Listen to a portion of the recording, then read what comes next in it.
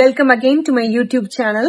நம்ம இன்னைக்கு பார்ட் 3ல with interview with doctor Sivaraman. அவர் ஒரு சித்த மருத்துவர். இன்னைக்கு ரெண்டு முக்கியமான டாபிக் பாக்குறோம். ஒன்னு என்னன்னா விமென்ஸ் ஹெல்த்த பத்தி, ரெண்டாவது குழந்தைங்களோட நம்ம எப்படி சாப்பாடுல என்னெல்லாம் கவனம் செலுத்தலாம், அப்பதான் அவங்களோட growth கரெக்டா இருக்கும் அப்படிங்கிற ரெண்டு டாபிக் டிஸ்கஸ் பண்ண போறோம்.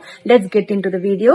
And if you have not subscribe to my channel, make sure to subscribe to my channel. இந்த டாபிக் விமென்ஸ் ஹெல்த்த பத்தி நிறைய பேருக்கு விமென்ஸ் பாப்பேன் நானு. பீடியாட்ரிக் கிட்ஸுமே என்னோட பிராக்டிஸ்ல பாப்பேன். வர்றதெல்லாம் நிறைய பேர் anaemia, heavy menstrual bleeding or irregular menstrual bleeding, PCOD, because அவங்க ஒபிசிட்டி வெயிட் கெயின்ல இருக்கிறனால. அப்போ அவங்களுக்கு இங்க உள்ள சாப்பாடு நாங்க we are caught in between the two cultures sir. இங்க உள்ள அமெரிக்கன் டயட்ல கொஞ்சம் எடுத்துக்குவோம், பட் ஆனா அந்த டயட்டே எங்களால மறக்க முடியாது, விட முடியாது. சோ அந்த மாதிரி இருக்கிறவங்களுக்கு விமென்ஸ் ஹெல்த்துக்கு ஸ்ட்ராங் போன்ஸுக்கு அண்ட் ஆல்சோ ஃபார் அனீமியாக்கு என்னெல்லாம் சார் ரெக்கமெண்ட் பண்ணுவீங்க? நம்ம இந்தியன் உமன்ல இன்னைக்கு டேட்டா எடுத்தீங்கன்னா 45% ஆஃப் உமன் ஆர் அனிமிக். அதாவது ஹியூஜ். இன்ஸ்பைட் ஆஃப் இவ்வளவு டெவலப்மெண்ட், இவ்வளவு எஜுகேஷன், இவ்வளவு இது இருந்தாலும் கிட்டத்தட்ட இந்தியால 35 வருஷமா அனிமியா எரடிகேஷன் ப்ரோக்ராம் நடக்குது. They're giving lot of iron folic கொடுக்குறாங்க, அயன் இது கொடுக்குறாங்க. ஆனாலும் ஏதோ ஒரு ஃபேக்டர்ஸ் நிறைய அந்த அயன் அனிமிக் சில்ட்ரன் நிறைய இருக்காங்க. சோ முதல்ல யங்கர் ஜெனரேஷன்ல இருந்தே நம்ம அனிமியா கரெக்ஷனுக்கு எஃபர்ட் எடுக்கணும். என்னுடைய பிளட் குரூப் பார்க்கும்போது என்னுடைய பிளட் லெவல் எவ்வளவு இருக்கு, அயன் எவ்வளவு இருக்குன்னு தெரியணும். ஒரு மாடரேட்டா குறைவா இருக்கு, ஒரு மைல்ட் அனிமியா இருக்குன்னா ரொம்ப பயப்பட வேண்டாம். சிவியர் அனிமியால இருந்தா சரி பண்ணியே ஆகணும். இது ஃபர்ஸ்ட். அது வராம தடுக்கிறது, அனிமிக்கா வராம இருக்கணும்னா அடிக்குவேட் குவான்டிட்டி ஆஃப் அயன் நிறைய எடுக்கணும். உதாரணமா எவ்ரிடே மீல்லயே நமக்கு அயன் சப்ளிமெண்ட் இருக்கா, நமக்கான ஃபுட்ல இருக்கா அப்படிங்கிறது. இப்ப நான் சாதாரணமா முருங்கைக்கீரை, பேரிச்சம்பழம், அத்திப்பழம், காஞ்ச திராட்சை, தானியத்துல கம்பு அரிசி, இதெல்லாம் அயன் ரிச். நான்வெஜ்ல மண்ணீரல், வெள்ளாட்டு மண்ணீரல், அப்புறம் ஃபிஷ், சிக்கன், இதுல எல்லாத்துலயுமே கொஞ்சம் கூடுதலா அயன் கிடைக்கும். சோ ஒரு பேலன்ஸ்டு அயன் பேஸ்டு ஃபுட் நமக்கு எடுத்துக்கணும். ஆனா அந்த அயன் அப்சார்ப் ஆறதுக்கு நமக்கு விட்டமின் சி, பி12 வேணும். சி நமக்கு பெஸ்ட் சோர்ஸ் நெல்லிக்காய். இங்க உங்களுக்கு ஆரஞ்சஸ் கிடைக்குது. அது மாதிரி அது ரெண்டும் காம்ப்ளிமெண்டா அயனும் கிடைக்கணும், கூட அதை அப்சார்ப் பண்ணக்கூடிய விஷயங்களும் எடுத்துக்கணும். அதை விட முக்கியமானது மென்ஸ்ட்ருவேஷன்ல இருக்கக்கூடிய ஹெல்த். மென்ஸ்ட்ருவல் ஹெல்த் பத்தி நிறைய கேர்ள்ஸுக்கு, குறிப்பா இந்தியால அது ஒரு டாபுவா இருக்கு இன்னைக்கும். அதை பத்தி பேசுறதுக்கே யோசிக்கிறது, அதை பத்தி வீட்டுல பேசுறதே யோசிக்கிறது. அதை உடைக்கணும். முதல்ல மென்ஸ்ட்ருவேஷன் டாபு உடைச்சு அந்த பொண்ணு நல்லா மென்ஸ்ட்ருவல் ஹெல்த் நல்லா இருக்கா, ஃபர்ஸ்ட் டே லைட்டா இருக்கு, செகண்ட் டே நல்ல ஃப்ளோ இருக்கு, தேர்ட் டே பாதி வரைக்கும் நல்ல ஃப்ளோ, ஃபோர்த் டே ஏழிலாம் நமக்கு குறைஞ்சிருது நார்மலா, I'm getting with 28-29 days once கிடைக்குது. இந்த புரிதலே நீங்க ஸ்கூல் சில்ட்ரன்ல ஒரு 15 இயர்ஸ்க்கு மேல இருக்கிற குழந்தைகள்கிட்ட பல பேர்கிட்ட இல்ல. ரெண்டாவது அதை பத்தி கவலையும் அக்கறைப்படாத ஒரு பீப்புளும் கொஞ்சம் பேர் இருக்காங்க. சோ அதை நம்ம ஏன்னா மெனரோஜிக்கா இருக்கும்போது every time we are losing around 50 to 75 ml of blood அப்படிங்கும்போது ஆல்ரெடி மாடரேட்டா இருக்காங்கன்னா நமக்கு சிவியர்க்குள்ள போயிருவாங்க. சோ அதனால அந்த மென்ஸ்ட்ருவல் டபுவை உடைச்சு மென்ஸ்ட்ருவல் ஹெல்த்தை பத்தின ப்ராப்பர் நாலேஜ் வச்சு இன்கேஸ் மெனரோஜிக்கா இருந்தா ப்ராப்பரா ட்ரீட் பண்ணிடணும். இப்ப சாதாரணமா ஒரு மெனரோஜிக்கா இருக்கிறதுக்கான ரொம்ப குட்டி குட்டி ரீசன், அனிமியாவே ஒரு ரீசன், அது மாதிரி இருக்குன்னா ஈஸியா ட்ரீட் பண்ணிடலாம். இன்கேஸ் இஃப் தே ஹேவ் எண்டோமெட்ரியோசிஸா இருக்கு, இன்கேஸ் ஆஃப் அதர் ஹார்மோனல் இது இருக்கு, ஃபைப்ராய்ட்ஸ் இருக்குன்னா அதை எப்படி ட்ரீட் பண்றது, அதை கரெக்ட் பண்ணிக்கணும். ஏன்னா ஆல்வேஸ் எவ்வளவு சொன்னாலும் இந்த உலகம் ஷாவனிஸ்டிக் வேர்ல்டு, மேல் ஷாவனிஸ்டிக் வேர்ல்டு. அதனால உமன் ஹெல்த்ல நிறைய பேர் பல நேரத்துல கோபம் கூட வரும் எனக்கு. ஏன் அதை நெக்லெக்ட் பண்றாங்க, இது ஒண்ணும் இல்ல அதெல்லாம் அப்படித்தான் இருக்கும் அப்படிங்கிற அந்த தன்மை இருக்கு இல்லையா. அதுக்கு பின்னாடி அக்கறை ஆணாதிக்க சிந்தனை இருக்கிறதுனாலதான் அது பெருசா வர்றதுக்கா.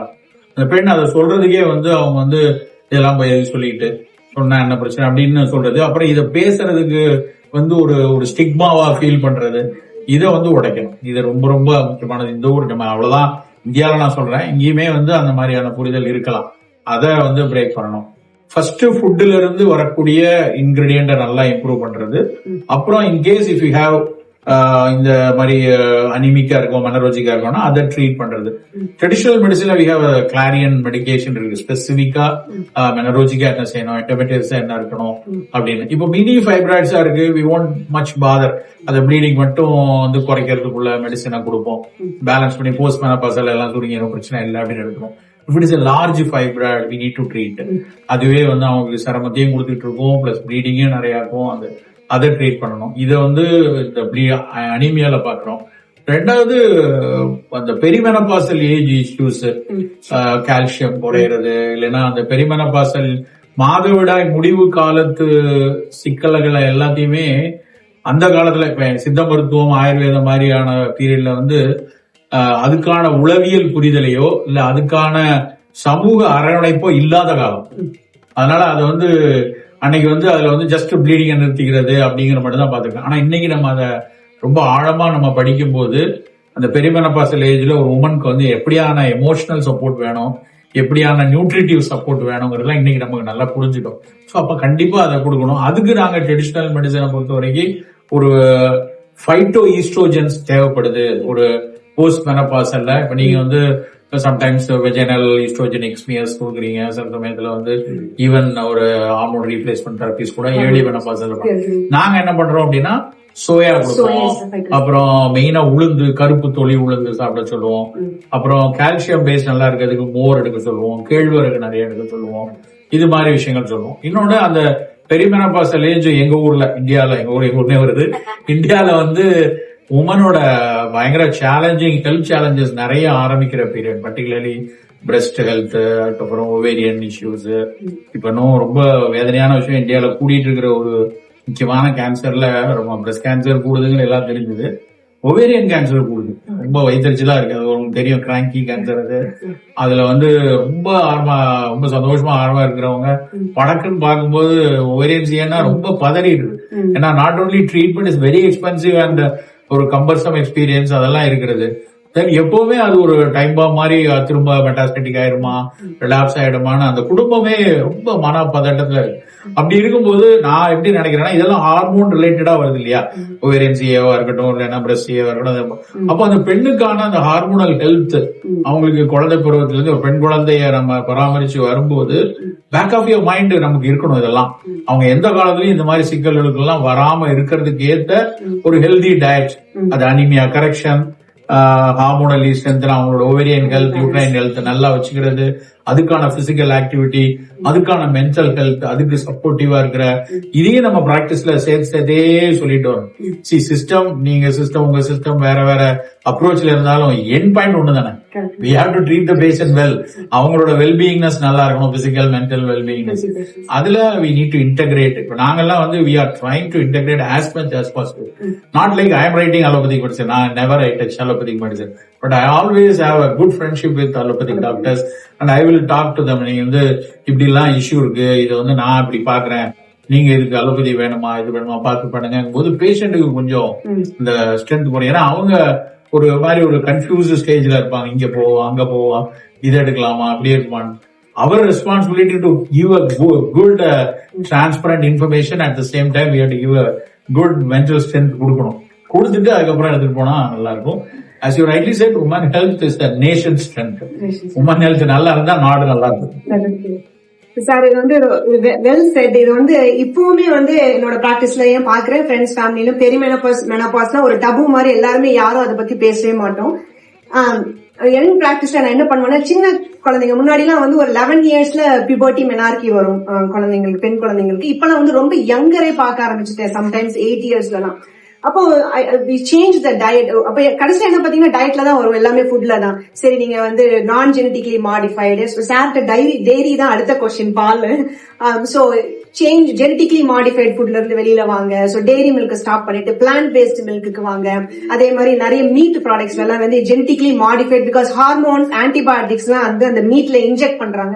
அதை சாப்பிடும் போது அவங்களோட growth வந்து அவுட் ஆஃப் த கர்வ் போயிடும். அப்பவே ப்ரிடிக்ட் பண்ணலாம், இவங்க வந்து இன்னும் ஒரு 6 இயர்ஸ் இருக்கும் போதே தெரியும் ஒரு 8 இயர்ஸ்ல வந்துருவாங்க. சோ அந்த ஃபுட்டை மாத்தும் போது சச் a பிக் டிஃபரன்ஸ். 8 இயர்ஸ்ல பார்க்கும்போது வா, உன்னோட growth அப்படி இருந்துச்சு, இப்ப நார்மல் சஸ்டைனபிள் வந்திருக்கேன்னு சொல்லிட்டு சார் சொல்ற அதே தான் ஃபர்ஸ்ட் சொல்லுவேன். இப்போ ஹார்மோன்ஸ் நாங்க கொடுப்போம், பெரிமெனபாஸ், மெனபாஸ், யங்கர் ஏஜ்ல கொடுப்போம். பட் ஆனா ஃபுட் இஸ் வெரி இம்பார்ட்டன்ட். அந்த ஃபைட்டோ எஸ்ட்ரோஜன் சொல்றது, அந்த சோய், அந்த உளுந்து, ராகி ஃபார் த கால்சியம். இப்போ இந்த ரிசர்ச் என்ன சொல்றாங்கன்னா, முன்னாடிலாம் வந்து 10 இயர்ஸ் பிராக்டிஸ் பண்ணும்போது கால்சியம் கொடுப்போம் பேஷண்ட்ஸ்க்கு, we always talk about it. But now what research study is, அதாவது எப்படின்னா பாதி பேஷண்ட் பாத்துருக்காங்க, அவங்களுக்கு வந்து டயட்ல இருந்து எடுத்த கால்சியம் தான் ஆஸ்டியோபோரோசிஸ், போன் பிரேக்கேஜ் வந்து பிரிவென்ட் பண்ணிருக்குன்னு சொல்லிட்டு. சப்ளிமெண்டா எடுத்த பேஷண்ட்டுக்கு வந்து it did not protect them from having fall, அது பிரிட்டில் போன் இல்லைன்னா ஆஸ்டியோபோரோசிஸ் அந்த மாதிரி சொல்லுவோம். சோ அதனால டயட் தான் மோஸ்ட். அதனால we are always coming back to the diet circle. Sir அது 2 more questions. I know more time ஆகும். சார் நீங்க உங்களோட யூடியூப்ல நிறைய சொல்றீங்க இந்த பால் வந்து எப்படி அகேன்ஸ்ட், அதாவது ஒண்ணு ஜெனட்டிக்கலி மாடிஃபிகேஷன் தேவையில்லை, ஏன்னா மாடு வந்து தன் கண்டுபிடிக்காத பால் கொடுக்குது, நீங்க YTV as humans we need it னு சொல்லிட்டு நேர பற்றாக்குறை இருக்கு. ஏன்னா ஒரு மணிக்கு நம்ம அதை அறை கொடுக்கணும். அதனால இதோட அப்படி பிடிக்கலாம் ஷார்ட்டா. பால் வந்து as you said, பால் வந்து கண்டுபிடிக்கானதுதான். நம்ம தான் வந்து டைனோசர்ஸ் இருந்தாலும் கட்டி கறந்துருவோம். அதனால அது வந்து மனிதன் வளர்ச்சிக்கு போய் மனிதன் என்னன்னா ஒரு ஆந்த்ரோபோசென்ட்ரிக், எல்லாம் எனக்கு தான், இங்க மரம் வளருது அது எங்க வீடு கட்டுறதுக்கு எல்லாம் நமக்குன்னு நினைக்கிறது. அந்த அடிப்படையில தான் நம்ம பாலை எக்ஸ்ப்ளாய்ட் பண்றோம் நிறைய. பால் ஒரு ஃபங்க்ஷனல் ஃபுட், அதுவும் ஒத்துக்கணும். பால் நியூட்ரிட்டிவா யோசிச்சீங்கன்னா அதுல நிறைய ஃபேக்டர்ஸ் நல்லது இருக்கு. பட் ஃபங்க்ஷனல் ஃபுட்னா யாருக்கு தேவையோ, ஒரு பிலிந்த குட்டி குழந்தை இருக்கு, அந்த குழந்தையுடைய வேற நியூட்ரிட்டிவா அதுக்கு ஏத்துக்க மாட்டேங்கி கொஞ்ச நாள் பால் கொடுக்கலாம். இது ஒரு பாயிண்ட். அப்புறம் ஒரு பெரிமெனோபாசல் ஏஜ் அந்த மாதிரி வயதுல தேவைப்பட்டா எடுத்துக்கொள்ளலாம். இந்த ஜெனட்டிக்கலி மாடிஃபைடு இதெல்லாம் வந்து உண்மையிலேயே ஒரு ரொம்ப பதட்டம் கூட வைக்கக்கூடிய ஒரு விஷயம். ஹார்மோனல் இன்ஜெக்ஷனா அதுல நான் என்ன சொல்லுவேன்னா, உங்களுக்கு உங்க மருத்துவர் உங்களுடைய உடல்நலம் சார்ந்து மிக அத்தியாவசியம் பால் என்றால் அருந்துங்கள், அதுவே பால் தேவையில்லை. வெஜிடேரியனா இருக்கும்போது ப்ரோபயோட்டிக்கான வாய்ப்பு கிடையாது, அதனால மோர் குடிங்க கண்டிப்பா. மோர்ல வந்து ஏன்னா இன்னைக்கு பல நோய்களுக்கு நம்ம எல்லாம் பேசுறத தாண்டி உள்ள இருக்கிற குடல்ல இருக்க மைக்ரோப் தான் பல நோய்களுக்கும் வந்து வராம தடுக்கிறதுக்கும் சரி வர்றதுக்கும் அதான் காரணம் கொண்டு வராங்க. My strong inner gut feeling என்னன்னா, after 10-15 years everyday we have to consume bacterias. வந்துரும், ஏன்னா கண்டுபிடிக்க ஆரம்பிச்சிட்டாங்க, நிறைய இடத்துல வந்துருச்சு. அது வரும்போது அப்ப அதை நேச்சுரலா இன்னைக்கு கிடைக்கிறது நீராகாரம், அப்புறம் அந்த புளிச்ச தோசை ஃபெர்மெண்டடா வரக்கூடியது அதை எடுத்துக்கிறோம். பால்லயும் மோர் வந்து one of the best ferment food, அப்படியே எடுத்துக்கலாம். முடிந்த வரைக்கும் GM ஃபுட்டை வந்து அவாய்ட் பண்ணலாம். நமக்கு தெரிஞ்சு வந்து ஏன்னா ஜெனட்டிக்கலி மாடிஃபைட்ல வந்து அன்இன்டெண்டட் எஃபெக்ட் பத்தி பெரிய ரிசர்ச் நடக்கல. ஏன்னா $7 பில்லியன் போட்டு ஆராய்ச்சி பண்றாங்க, அவ்வளவு ரிசல்ட் நமக்கு தெரியுமாங்கிறது தெரியாது. சோ அப்போ நீங்க வந்து கெட்டு போகாத உணவு, புழுவே உள்ள வராத உணவு, பளபளன்னு இருக்கிற உணவு அப்படின்னாலே அங்க வேற ஏதோ ஒரு மேட்டர் வந்து பிரிவென்ட் பண்ணிட்டு இருக்கு, மாடிஃபை ஆயிட்டு இருக்கு, அது நமக்கானது அல்ல. சோ முடிஞ்ச வரைக்கும் ஆர்கானிக்கா, நேச்சுரலா, அட்லீஸ்ட் நான் பெஸ்டிசைட் ஃப்ரீ ஃபுட்டா, ஃபெர்டிலைசர் ஓகே தவிர்க்க முடியல, NPM சொல்லுவோம், பெஸ்டிசைடு சாரி ஃபெர்டிலைசரை தவிர்க்க முடியல, பெஸ்டிசைடை தவிர்க்கலாம், நான் NPM மூவ்மெண்ட் நாங்க வைக்கிறோம். அது மாதிரி உணவுகளை எடுத்துக்கொள்றது பாலை பொறுத்த வரைக்கும் மருத்துவ காரணங்களுக்காக அவசியப்பட்டால் மட்டும் எடுத்துக்கொள்வதுதான் என்னோட பிளான். தேங்க்யூ சோ மச், ரொம்ப நன்றி சார்.